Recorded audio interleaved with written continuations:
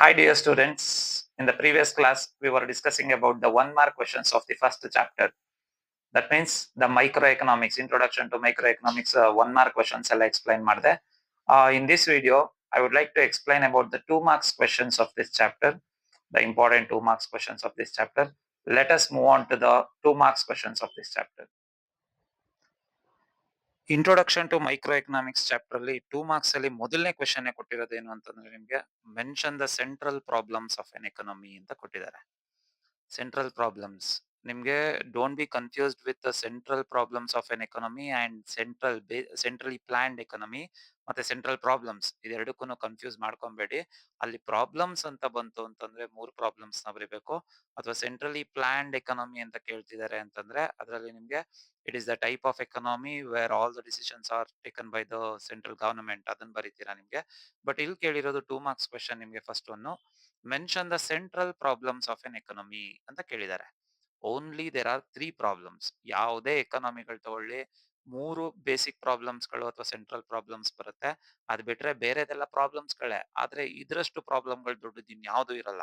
ಯಾಕೆ ಅಂತಂದ್ರೆ there are 3 central problems of an economy. ಅದ್ ಯಾವ್ದು? ಮೊದಲನೇದು ವಾಟ್ ಟು ಪ್ರೊಡ್ಯೂಸ್. ಏನ್ನ ಪ್ರೊಡ್ಯೂಸ್ ಮಾಡ್ಬೇಕು ಅಂತ. ಈಗ ನೋಡಿ ನಾವ್ ಯಾವ್ದಾದ್ರು ಬಿಸ್ನೆಸ್ ಸ್ಟಾರ್ಟ್ ಮಾಡ್ಬೇಕು ಅಂತಂದಾಗ ಮೈಂಡ್ ಬರೋದು ಏನ್ ಬಿಸ್ನೆಸ್ ಮಾಡೋದು ಗುರು ಅಂತ. ಹೌದಲ್ವಾ? ಸೊ ಅದೇ ತರ ವಾಟ್ ಟು ಪ್ರೊಡ್ಯೂಸ್ ಏನ್ನ ಪ್ರೊಡ್ಯೂಸ್ ಮಾಡ್ಬೇಕು ಅನ್ನೋದು ಫಸ್ಟ್ ಪ್ರಾಬ್ಲಮ್ ಆಗುತ್ತೆ. In the second problem how to produce. Okay decide ಮಾಡಿದ್ವಿ ಏನ್ ಬಿಸ್ನೆಸ್ ಮಾಡ್ಬೇಕು ಅಂತ, ಬಟ್ ಹೆಂಗೆ ಅಲ್ವಾ? There are 2 techniques of production. ಅದನ್ನ 4 marks ಬಂದಾಗ ಹೇಳ್ತೀನಿ ಯಾವ ತರ ಪ್ರಾಬ್ಲಮ್ ಅದು ಜಾಸ್ತಿ ಆಗುತ್ತೆ ಅನ್ನೋದನ್ನ, ಆಯ್ತಾ? ಸೊ ಅದರಲ್ಲಿ ಮೊದಲನೇ ಪ್ರಾಬ್ಲಮ್ ವಾಟ್ ಟು ಪ್ರೊಡ್ಯೂಸ್ ಆದ್ರೆ ಸೆಕೆಂಡ್ ಪ್ರಾಬ್ಲಮ್ಗೆ how to produce and the last one for whom to produce. ಯಾರಿಗೋಸ್ಕರ ಪ್ರೊಡ್ಯೂಸ್ ಮಾಡ್ಬೇಕು ಅಂತ. These are the 3 central problems of an economy. ಆಯ್ತಾ? ಯಾವುದೇ ಎಕನಾಮಿಗಳು ತಗೊಂಡ್ರು ಈ ಸೆಂಟ್ರಲ್ ಪ್ರಾಬ್ಲಮ್ಸ್ ಆಫ್ ಎನ್ ಎಕನಾಮಿಗಳು ಇರ್ತವೆ ನಿಮ್ಗೆ. ಇದು ಮೊದಲನೇದಾಯ್ತು. ಇನ್ನು ಎರಡನೇ ಕ್ವೆಶನ್ ನೋಡೋದಾದ್ರೆ distinguish between micro and macro economics ಅಂತ ಕೇಳಿದ್ದಾರೆ. ಡಿಫರೆನ್ಸ್ ಗಳೇನೇನು ಅಂತ. ಅದರಲ್ಲಿ ಡಿಫರೆನ್ಸ್ ನ ನೀವು ಬರಿಬೇಕಾದ್ರೆ ಫಸ್ಟ್ ಮೀನಿಂಗ್ ಅಂತೂ ಫಸ್ಟ್ ಬರಿಲೇಬೇಕು ಮೊದಲನೇದು. ಏನದು ಮೀನಿಂಗು? ಮೈಕ್ರೋ ಎಕನಾಮಿಕ್ಸ್ ಮೀನಿಂಗ್ ನೆನ್ನೆನೆ 1 mark ಕ್ವೆಶನ್ಸ್ ಅಲ್ಲಿ ಹೇಳ್ಕೊಟ್ಟಿದ್ದೆ ನಿಮ್ಗೆ. ಮೈಕ್ರೋ ಎಕನಾಮಿಕ್ಸ್ ಅಂತಂದ್ರೆ it is nothing but it is that branch of economics which studies the individual units of the economy in a detailed manner. ಒಂದು individual ಯಾವ್ದೋ ಒಂದು unit ನ ತಗೊಂಡು ಡೀಟೇಲ್ ಆಗಿ ಸ್ಟಡಿ ಮಾಡಿದ್ರೆ ಅದನ್ನ ಮೈಕ್ರೋ ಎಕನಾಮಿಕ್ಸ್ ಅಂತ ಕರಿತೀವಿ. ನೆನ್ನೆನೆ ಹೇಳ್ಕೊಟ್ಟಿದ್ದೆ ನಿಮ್ಗೆ. ಇನ್ನೊಂದು ನೋಡೋದಾದ್ರೆ ಮ್ಯಾಕ್ರೋ ಎಕನಾಮಿಕ್ಸ್ ಅದಕ್ಕೆ ಆಪೋಸಿಟ್. ಈಗ micro economics individual units in detail manner ಆಯ್ತು ಅಂತಂದ್ರೆ macro economics studies the things as a whole, studies the economy as a whole. ಒಟ್ಟಿಗೆ ಸ್ಟಡಿ ಮಾಡುತ್ತೆ ಇದು ನಿಮ್ಗೆ. ಓವರ್ ಆಲ್ ಆಗಿ ಸ್ಟಡಿ ಮಾಡುತ್ತೆ ಯಾವುದು ಮ್ಯಾಕ್ರೋ ಎಕನಾಮಿಕ್ಸ್. ಆದ್ರೆ ಮೈಕ್ರೋ ಹಂಗಲ್ಲ, ಒಂದೊಂದೇ ಇಂಡಿವಿಜುವಲ್ ಯೂನಿಟ್ಸ್ ಒಂದೊಂದನ್ನೇ ಹೇಳ್ಕೊಂಡು ಹೋಗುತ್ತೆ, ಡೀಟೇಲ್ ಆಗಿ ಎಕ್ಸ್ಪ್ಲೈನ್ ಮಾಡ್ಕೊಂಡು ಹೋಗುತ್ತೆ. ಇವಾಗ ನಾನು ಎಕ್ಸ್ಪ್ಲೈನ್ ಮಾಡ್ತಾ ಇದೀನಲ್ಲ ನಿಮ್ಗೆ 1 mark 2 marks ಎಲ್ಲ ಸಪ್ರೇಟ್ ಆಗಿ ಡೀಟೇಲ್ ಆಗಿ, ಅದನ್ನ ನಾವು ಏನಂತ ಕರಿತೀವಿ? ಮೈಕ್ರೋ ಎಕನಾಮಿಕ್ಸ್ ಅಂತ ಕರಿಬಹುದು. ಅದೇ ಮ್ಯಾಕ್ರೋ ಅಂದ್ರೆ ಓವರ್ ಆಲ್ ಆಗಿ. ಈಗ ಇಡೀ ಚಾಪ್ಟರ್ ನೇ ಓವರ್ ಆಲ್ ಆಗಿ ಎಕ್ಸ್ಪ್ಲೈನ್ ಮಾಡ್ಕೊಟ್ರೆ ನಿಮ್ಗೆ ಮ್ಯಾಕ್ರೋ ಆಗೋಗಿರೋದು ಅದು ನಿಮ್ಗೆ. ಆದ್ರೆ ಅದನ್ನ ಆವರೇಜ್ ಆಗಿ ಸ್ಟಡಿ ಮಾಡ್ತಾರೆ ಅದ್ರಲ್ಲಿ. ಆಯ್ತಾ? ಇದು ಫಸ್ಟ್ ಡಿಫರೆನ್ಸ್ ಮೈಕ್ರೋ ಎಕನಾಮಿಕ್ಸ್. ಇನ್ನು ಸೆಕೆಂಡ್ ಡಿಫರೆನ್ಸ್ ಈಸಿಯಾಗಿ ಬರೆಯೋದಾದ್ರೆ the scope of micro economics is narrow. ಚಿಕ್ಕದು.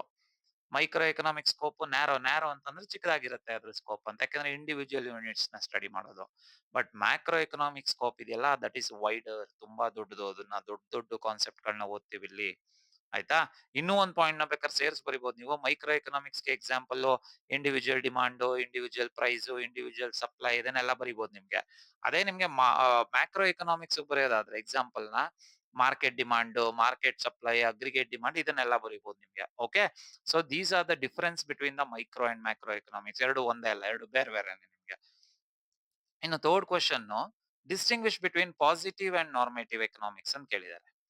ಯಾವುದೇ ಡಿಫರೆನ್ಸ್ ನ ಕೇಳಿದ್ರು ತಿಳ್ಕೊಳ್ಳಿ, ಇಲ್ಲಿ ಫಸ್ಟ್ ಡಿಫರೆನ್ಸ್ ಯಾವಾಗ್ಲೂ ಮೀನಿಂಗ್ ನೇ ಬರಿಬೇಕು ನೀವು. ಮೈಕ್ರೋ ಎಕನಾಮಿಕ್ಸ್ ಎಲ್ಲ ಹೇಳ್ಕೊಟ್ನಲ್ಲ ನಿಮ್ಗೆ, ಅದು ಇಂಡಿವಿಜುವಲ್ ಆಗಿ ಸ್ಟಡಿ ಮಾಡುತ್ತೆ, ಇದು ಆಸ್ ಎ ಹೋಲ್ ಸ್ಟಡಿ ಮಾಡುತ್ತೆ ಅಂತ. ಅದೇ ತರ ಪಾಸಿಟಿವ್ ಮತ್ತೆ normative economics first meaning difference ಬರಿಬೇಕಾಗುತ್ತೆ. ಏನ್ meaning? Positive economics studies the things as they are. ಅದ್ ಹೆಂಗಿದೆ ಹಂಗ ಮಾತ್ರ ಸ್ಟಡಿ ಮಾಡುತ್ತೆ. ಅಂದ್ರೆ scientific explanation of the economy. ಅದ್ ಯಾವ ತರ ಇದೆ ಅದಷ್ಟೇ. ನಾನ್ ನಿಮ್ಗೆ 1 mark ಅಲ್ಲಿ ಎಕ್ಸ್ಪ್ಲೈನ್ ಮಾಡ್ತಿದ್ದೆ ನಿಮ್ಗೆ ಮೀನಿಂಗ್ ಅಲ್ಲಿ. ಅದ್ ಹೆಂಗಿದೆ ಹಂಗ್ ಸ್ಟಡಿ ಮಾಡುತ್ತೆ ಅದು. ಆದ್ರೆ ನಾರ್ಮೇಟಿವ್ ಎಕನಾಮಿಕ್ಸ್ ಇದೆಯಲ್ಲ ಅದು ಆ ತರ ಅಲ್ಲ. Normative economics means it studies the things what ought to be. ಇದು ಈ ತರ ಇರಬಾರ್ದಾಗಿತ್ತು, ಹಿಂಗಿದ್ದಿದ್ರೆ ಚೆನ್ನಾಗಿರೋದು ಅಂತ ಹೇಳುತ್ತೆ ಅದು. ಅದನ್ನ ನಾವ್ ಏನಂತ ಕರಿತೀವಿ? Normative economics. ಪಾಸಿಟಿವ್ ಹಂಗಲ್ಲ, ನನಗ್ ಬೇಕಾಗಿಲ್ಲ ಗುರು, ನೀನ್ ಹೆಂಗಿದ್ಯಾ ಅದನ್ನ ನಾನು ಹೇಳ್ತಾ ಇದೀನಿ ಅಷ್ಟೇ ಅಂತ ಹೇಳುತ್ತೆ. ಅದ್ ಹೆಂಗಿದೆ ಹಂಗೆ as it is, as they are. ಅದೇ ನಿಮ್ಗೆ ನಾರ್ಮೇಟಿವ್ ಎಕನಾಮಿಕ್ಸ್ ಆಯ್ತು ಅಂತಂದ್ರೆ, it studies the things what ought to be. ಇದು ಹಿಂಗಿರೋದ್ ಚೆನ್ನಾಗಿಲ್ಲ. ಈ ತರ ಇದ್ದಿದ್ರೆ ಸಖತ್ತಾಗಿರೋದು ಅಂತ ಹೇಳುತ್ತಲ್ಲ, ದಟ್ ಈಸ್ ನಾರ್ಮೇಟಿವ್ ಎಕನಾಮಿಕ್ಸ್. ಮೊದಲನೇ ಡಿಫರೆನ್ಸ್. ಎರಡನೇ ಡಿಫರೆನ್ಸ್ ನೋಡೋದಾದ್ರೆ, positive economics will not give solutions to ಪ್ರಾಬ್ಲಮ್ಸ್‌ಗೆ ಯಾವುದೇ ಸೊಲ್ಯೂಷನ್ಸ್‌ನು ಕೊಡಲ್ಲ. ಯಾವುದು? Positive economics. But normative economics ಇದೆಯಲ್ಲ, it will give solutions to solutions ಕೊಡುತ್ತೆ ಇದಕ್ಕೆ ಪ್ರಾಬ್ಲಮ್‌ಗೆ ನಿಮ್ಗೆ. ಆಯ್ತಾ? ಆಮೇಲೆ ನಿಮ್ಗೆ ನೋಟ್ಸ್ ಅಲ್ಲಿ ಇರೋದೇ ನೋಡಿ. ಇನ್ನೊಂದೇನದು ಆ ಯಾವ್ದದು it studies what is and what was. ಯಾವ್ದೋ ಪಾಸಿಟಿವ್ ಎಕನಾಮಿಕ್ಸ್. ಇವಾಗ ಏನಾಗಿದೆ, ಹಿಂದೆ ಏನಾಗಿತ್ತು, ಅದನ್ನ ಮಾತ್ರ ಸ್ಟಡಿ ಮಾಡುತ್ತೆ. ಅದು ನಿಮ್ಗೆ ಪಾಸಿಟಿವ್ ಎಕನಾಮಿಕ್ಸ್. ಅದೇ ನಿಮ್ಗೆ ನಾರ್ಮೇಟಿವ್ ಆದ್ರೆ ವಾಟ್ ಔಟ್ ಟು ಬಿ, ಯಾವ ತರ ಇರಬೇಕು, ಇರ್ಬೇಕಾಗಿತ್ತು ಅನ್ನೋದನ್ನ ಎಕ್ಸ್‌ಪ್ಲೇನ್ ಮಾಡುತ್ತೆ. ಇನ್ನೊಂದು ಪಾಯಿಂಟ್ ನೋಡೋದಾದ್ರೆ, it is functioning of mechanism. ಅಂದ್ರೆ ಫಂಕ್ಷನಿಂಗ್ ಯಾವ ತರ ಕೆಲಸ ಮಾಡ್ತಿದೆ ಅಂತ ಹೇಳುತ್ತೆ.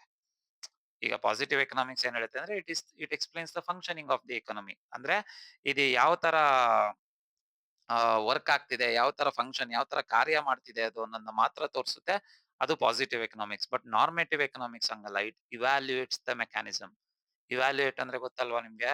ಅದನ್ನ ಮೌಲ್ಯಮಾಪನ ಮಾಡುತ್ತದು. ಚೆಕ್ ಮಾಡುತ್ತೆ. ಇದು ಏನ್ ಕೆಲಸ ಮಾಡ್ತಿದೆ ಅದನ್ನ ಮಾತ್ರ ಹೇಳಿದ್ರೆ ಪಾಸಿಟಿವ್ ಎಕನಾಮಿಕ್ಸು. ನಾರ್ಮೇಟಿವ್ ಎಕನಾಮಿಕ್ಸ್ ಅದನ್ನ ಇವ್ಯಾಲ್ಯೂಯೇಟ್ ಮಾಡುತ್ತೆ. ನಿಮ್ದು ವ್ಯಾಲ್ಯೂಯೇಷನ್ ಮಾಡ್ತೀವಲ್ಲ ಟೆಸ್ಟ್ ಬರ್ದಾದ್ಮೇಲೆ ಸರಿ ಏನು ತಪ್ಪೇನು ಅಂತ, ಅದೇ ತರ ಇದು ಇವ್ಯಾಲ್ಯೂಯೇಟ್ ಮಾಡುತ್ತೆ. ಯಾವುದು? Normative economics. ಹಾಗಾಗಿ economics is both positive and normative. ಯಾವ್ದೋ ಒಂದಲ್ಲ ಎಕನಾಮಿಕ್ಸ್, ಎರಡೂನುವೆ. ಪಾಸಿಟಿವ್ ಏನ್ ಪ್ರಾಬ್ಲಮ್ ಅಂತ ಸೊಲ್ಯೂಷನ್ ಕೊಡುತ್ತೆ. ಈಗ ಎಕ್ಸಾಂಪಲ್ ಪಾಸಿಟಿವ್ ಅಂತ ತಗೊಳ್ಳೋದಾದ್ರೆ, ಈಗ ನಮ್ಗೆ ಏನೋ ಒಂದು ಡಾಕ್ಟರ್ ಹತ್ರ ಹೋಗ್ತೀವಿ ಅಂತ ಅನ್ಕೊಳ್ಳೋಣ. ಡಾಕ್ಟರ್ ಹತ್ರ ಹೋದಾಗ ಫಸ್ಟ್ ಏನ್ ಪ್ರಾಬ್ಲಮ್ ಇದೆ ಅಂತ ಚೆಕ್ ಮಾಡ್ತಾರಲ್ಲ, ಅದು ನಿಮ್ಗೆ ಪಾಸಿಟಿವ್ ಎಕನಾಮಿಕ್ಸ್ ತರ. ಆ ಪಾಸಿಟಿವ್ ಎಕನಾಮಿಕ್ಸ್ ಆದ್ಮೇಲೆ ಅದಕ್ಕೆ ಟ್ರೀಟ್ಮೆಂಟ್ ಕೊಡ್ತಾರಲ್ಲ, ಅದು ನಾರ್ಮೇಟಿವ್ ಎಕನಾಮಿಕ್ಸ್. ಅದಕ್ಕೆ ಎಕ್ಸಾಂಪಲ್. ಇದನ್ನೆಲ್ಲ ಎಕ್ಸಾಮ್ ಅಲ್ಲಿ ಬರೆಯಕ್ ಹೋಗ್ಬೇಡಿ, ಡಾಕ್ಟ್ರು, ಪೇಷಂಟು ಅಂತೆಲ್ಲ.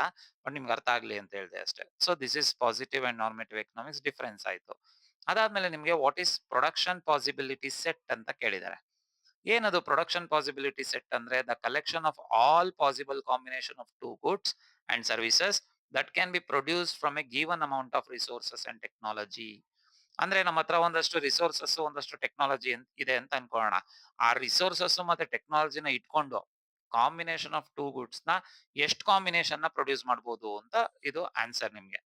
ಈಗ ಕಾಂಬಿನೇಷನ್ ಆಫ್ ಟೂ ಗುಡ್ಸ್, ಈಗ ಒಂದು ಕಾರ್ನ್ ಅಂಡ್ ಕಾಟನ್ ಇದೆ ನಮ್ಮ ಹತ್ರ ಅಂತ ಅನ್ಕೊಳ್ಳೋಣ. ಆ ಕಾರ್ನ್ ಮತ್ತೆ ಕಾಟನ್ ನ ಎಷ್ಟು ಕಾಂಬಿನೇಷನ್ ಅಲ್ಲಿ ಪ್ರೊಡ್ಯೂಸ್ ಮಾಡಬಹುದು ನಮ್ಮ ಹತ್ರ ಇರೋ ರಿಸೋರ್ಸಸ್ ಅಲ್ಲಿ? ಯಾಕೆಂದ್ರೆ ರಿಸೋರ್ಸಸ್ ಆರ್ ಲಿಮಿಟೆಡ್. ನಮ್ಮ ಹತ್ರ ಇರೋದೇ ಕಡಿಮೆ. ಆ ಇರೋ ಕಡಿಮೆ ರಿಸೋರ್ಸಸ್ ಅಲ್ಲಿ ಎಷ್ಟು ಒಂದು ಕಾಂಬಿನೇಷನ್ ಗಳನ್ನ ಪ್ರೊಡ್ಯೂಸ್ ಮಾಡಬಹುದು ಅಂತ ಒಂದು ತೋರಿಸ್ತೀವಲ್ಲ ಬೌಂಡ್ರಿನ, ಅದನ್ನ ನಾವೇನಂತ ಕರಿತೀವಿ? ಪ್ರೊಡಕ್ಷನ್ ಪಾಸಿಬಿಲಿಟಿ ಸೆಟ್ ಅಂತ ಕರಿತೀವಿ. ಅದೇ ತರ ಪ್ರೊಡಕ್ಷನ್ ಪಾಸಿಬಿಲಿಟಿ ಫ್ರಾಂಟಿಯರ್ ಅಂತಂದ್ರೆ ಏನು ಅಂತ ಕೇಳಿದ್ದಾರೆ. ಫ್ರಾಂಟಿಯರ್ ಅಂದ್ರೆ ಏನು ಅಂದ್ರೆ, it is a graphical representation. ಅದು combination all possible combination of two goods ಆಯ್ತು ಅಂತಂದ್ರೆ, it is just a graphical representation of combination of two goods and services that can be produced with the help of limited resources. ನಮ್ಮ ಹತ್ರ ಇರೋ limited resources ಅಲ್ಲಿ. ಅಂದ್ರೆ ಏನ್ difference ಅಪ್ಪ ಅಂತಂದ್ರೆ, ಸೆಟ್ ಅಲ್ಲಿ ನಿಮ್ಗೆ ಆಲ್ ಪಾಸಿಬಲ್ ಕಾಂಬಿನೇಷನ್ಸ್ ಎಲ್ಲ ಬಂದ್ಬಿಡುತ್ತೆ. ನಿಮ್ಗೆ ಪ್ರೊಡಕ್ಷನ್ ಪಾಸಿಬಿಲಿಟಿ ಫ್ರಾಂಟಿಯರ್ ಅಲ್ಲಿ ಏನು ಅಂತಂದ್ರೆ, it is just a graphical representation. ಯಾವ್ದೋ ಒಂದೇ ಒಂದ್ರದ್ದು ಮಾತ್ರ ನಿಮ್ಗೆ possible combination of two goods ತೋರಿಸುತ್ತೆ ನಿಮ್ಗೆ. ಅದನ್ನ ನಾವೇನಂತ ಕರಿತೀವಿ? ಪ್ರೊಡಕ್ಷನ್ ಪಾಸಿಬಿಲಿಟಿ ಫ್ರಾಂಟಿಯರ್ ಅಂತ ಕರಿತೀವಿ ನಿಮ್ಗೆ. ಇನ್ನೊಂದು ಆಪರ್ಚುನಿಟಿ ಕಾಸ್ಟ್ ಅಂದ್ರೆ ಏನು ಅಂತ ಕೇಳಿದ್ದಾರೆ. ನೆಕ್ಸ್ಟ್ ಕ್ವೆಶ್ಚನ್ 2 ಮಾರ್ಕ್ಸ್ ಅಲ್ಲಿ ವಾಟ್ ಈಸ್ ಆಪರ್ಚುನಿಟಿ ಕಾಸ್ಟ್ ಅಂತ ಕೇಳಿದ್ದಾರೆ. ಏನದು ಆಪರ್ಚುನಿಟಿ ಕಾಸ್ಟ್ ಅಂತಂದ್ರೆ, it is the cost of second best alternative sacrificed in order to produce first good ಅಂತ ಇದೆ. ಏನ್ ಸರ್ ಏನೇನೋ ಹೇಳ್ತಾ ಇದ್ರೆ ಏನು ಅರ್ಥ ಆಗ್ತಿಲ್ಲ ಅಂತಂದ್ರೆ, ತುಂಬಾ ಸಿಂಪಲ್ ಆಗಿ ಹೇಳ್ಕೊಡ್ತೀನಿ ಕೇಳಿಸ್ಕೊಳ್ಳಿ ಇದನ್ನ. ನಿಮ್ ಮುಂದೆ 2 ಆಪ್ಷನ್ ಇದೆ ಅಂತ ಅನ್ಕೊಳ್ಳೋಣ ಕಣ್ರು. 2 ಆಪ್ಷನ್ಸ್. ಒಂದು ಫಸ್ಟ್ ಬೆಸ್ಟ್, ಇನ್ನೊಂದು ಸೆಕೆಂಡ್ ಬೆಸ್ಟ್. ಆಬ್ವಿಯಸ್ಲಿ ನೀವು ಚೂಸ್ ಮಾಡೋದು ಯಾವ್ದನ್ನ? ಫಸ್ಟ್ ಬೆಸ್ಟ್‌ನೇ ಚೂಸ್ ಮಾಡ್ತೀರಾ ತಾನೆ. ಸೆಕೆಂಡ್ ಬೆಸ್ಟ್ ಯಾವನಿಗೆ ಬೇಕು? ಇದು 2ನೇ ರಾಂಕ್ ಕೊಟ್ಟಿದ್ದೀರಾ ಅದಕ್ಕೆ. ನಿಮ್ಗೆ ಫಸ್ಟ್ ರಾಂಕ್ ಬೇಕೋ, ಸೆಕೆಂಡ್ ರಾಂಕ್ ಬೇಕು ಅಂತಂದಾಗ ಆಬ್ವಿಯಸ್ಲಿ ನೀವು ಚೂಸ್ ಮಾಡೋದು ಫಸ್ಟ್ ರಾಂಕ್‌ನ. ಹೌದಾ? ಸೊ ಅದೇ ತರ ನಿಮ್ಗೆ 2 ಬೆಸ್ಟ್ ಗುಡ್‌ಗಳನ್ನ ಕೊಟ್ಟಿದೀವಿ. ಒಂದು ಫಸ್ಟ್ ಬೆಸ್ಟ್, ಅದಕ್ಕಿಂತ ಒಂಚೂರು ಕಡಿಮೆದು ಸೆಕೆಂಡ್ ಬೆಸ್ಟ್. ಆಬ್ವಿಯಸ್ಲಿ ನೀವು ಚೂಸ್ ಮಾಡೋದು ಫಸ್ಟ್ ಬೆಸ್ಟ್‌ನ. ಈಗ ಫಸ್ಟ್ ಬೆಸ್ಟ್‌ನ ಚೂಸ್ ಮಾಡೋದಕ್ಕೋಸ್ಕರ ಸೆಕೆಂಡ್ ಬೆಸ್ಟ್‌ನ ನೀವೇನ್ ಮಾಡಿದೀರಾ? ಸ್ಯಾಕ್ರಿಫೈಸ್ ಮಾಡಿದೀರಾ. ಆ ಸ್ಯಾಕ್ರಿಫೈಸ್ ಮಾಡ್ತೀರಲ್ಲ, ಅದನ್ನೇ ನೀವು ಆಪರ್ಚುನಿಟಿ ಕಾಸ್ಟ್ ಅಂತ ಕರಿತೀರಾ ನೀವಷ್ಟೇ. ಆಯ್ತಾ? ಸೊ ಇದು ನಿಮ್ಗೆ ಆಪರ್ಚುನಿಟಿ ಕಾಸ್ಟ್ ಆಯ್ತು. ಇನ್ನು ನೆಕ್ಸ್ಟ್ ಕ್ವೆಶ್ಚನ್ ನೋಡೋದಾದ್ರೆ 2 ಮಾರ್ಕ್ಸ್ ಅಲ್ಲಿ what is mixed economy give an example ಅಂತ ಕೇಳಿದ್ದಾರೆ. 1 ಮಾರ್ಕ್ ಅಲ್ಲಿ ನೀವು ಸೆಂಟ್ರಲಿ ಪ್ಲಾನ್ಡ್ ಎಕಾನಮಿ ಮತ್ತೆ ಮಾರ್ಕೆಟ್ ಎಕಾನಮಿ ಬಗ್ಗೆ ತಿಳ್ಕೊಂಡಿದ್ರಿ. ಸೆಂಟ್ರಲಿ ಪ್ಲಾನ್ಡ್ ಎಕಾನಮಿ ಅಂದ್ರೆ all decisions are taken by government. Market economy ಅಂದ್ರೆ all decisions are taken by private individuals. ಈ ಮಿಕ್ಸ್ಡ್ ಎಕಾನಮಿ ಅಂತಂದ್ರೆ it is the mixture of both centrally planned economy and market economy. ಎರಡರದ್ದು ಮಿಕ್ಸ್ಚರ್‌ನ ನಾವೇನಂತ ಕರಿತೀವಿ ಅಂತಂದ್ರೆ mixed economy ಅಂತ ಕರಿತೀವಿ. ಇಲ್ಲಿ both private and government will take the decisions. ಇಬ್ರು ಡಿಸಿಷನ್ಸ್ ತಗೋತಾರೆ ಇದ್ರಲ್ಲಿ. ಇದಕ್ಕೆ ಬೆಸ್ಟ್ ಎಕ್ಸಾಂಪಲ್ ಏನು ಅಂತಂದ್ರೆ ಇಂಡಿಯಾ ಅಂಡ್ ಪಾಕಿಸ್ತಾನ್ ಕಂಟ್ರಿಗಳು ಫಾಲೋ ಮಾಡ್ತಿರೋದು. But in reality all economies are mixed economy guys. ಎಲ್ಲಾ ಎಕಾನಮಿಗಳು ರಿಯಲ್ ಅಲ್ಲಿ ಮಿಕ್ಸ್ಡ್ ಎಕಾನಮಿನೇ. ಯಾಕೆಂದ್ರೆ ಈಗ ನೋಡಿ ಸೆಂಟ್ರಲಿ ಪ್ಲಾನ್ಡ್ ಎಕಾನಮಿಗೆ ಚೈನಾ ಎಕ್ಸಾಂಪಲ್ ಕೊಟ್ಟಿದ್ದೆ. ಅಂದ್ರೆ ಅದ್ರಲ್ಲಿ ಇರೋ ಬರೋದೆಲ್ಲ ಗವರ್ನಮೆಂಟ್ ಡಿಸಿಷನ್ ತಗೋತಾರ, ಪ್ರೈವೇಟ್ ಅವ್ರು ಇಲ್ವಾ? ಇದಾರೆ ಅಲ್ಲೂನು. ಆದ್ರೆ ಎಕ್ಸ್ಟೆಂಟ್ ಜಾಸ್ತಿ ಗವರ್ನಮೆಂಟ್ ತಗೋತಾರೆ ಅಂತ. ಅದೇ ತರ ಮಾರ್ಕೆಟ್ ಎಕಾನಮಿಲಿ ಪ್ರೈವೇಟ್ ಅವರು ಡಿಸಿಷನ್ ತಗೋತಾರೆ ಅಂತ ಅಂದಿದ್ದೆ. ಪ್ರೈವೇಟ್ ಅಂದ್ರೆ ಎಕ್ಸಾಂಪಲ್ ಯುಎಸ್ಎ. ಯುಎಸ್ಎಲ್ ಬರೀ ಪ್ರೈವೇಟ್ ಮಾತ್ರ ಇರೋದಾ? ಗವರ್ನಮೆಂಟ್ ಇಲ್ವಾ? ಅಲ್ಲಿ ಟ್ರಂಪ್ ಇಲ್ವಾ ಅಲ್ಲಿ? ಅದೇ ತರ. ಅದು ಎರಡೂ ಇರುತ್ತೆ ಎಲ್ಲಾ ಕಡೆನುವೆ. ಬಟ್ ನಾವು ಧೈರ್ಯವಾಗಿ ನಾವು ಮಿಕ್ಸ್ಡ್ ಎಕಾನಮಿ ಅಂತ ಹೇಳ್ಕೊಂಡಿದ್ದು ನಮ್ಮ ಇಂಡಿಯಾನೇ ಫಸ್ಟ್. ಇದ್ರಲ್ಲಿ 2 ಇರುತ್ತೆ ಅಂತ. So this is mixed economy. ಇನ್ನೊಂದು ಕ್ವೆಶ್ಚನ್ ನೋಡೋದಾದ್ರೆ list out the basic economic activities.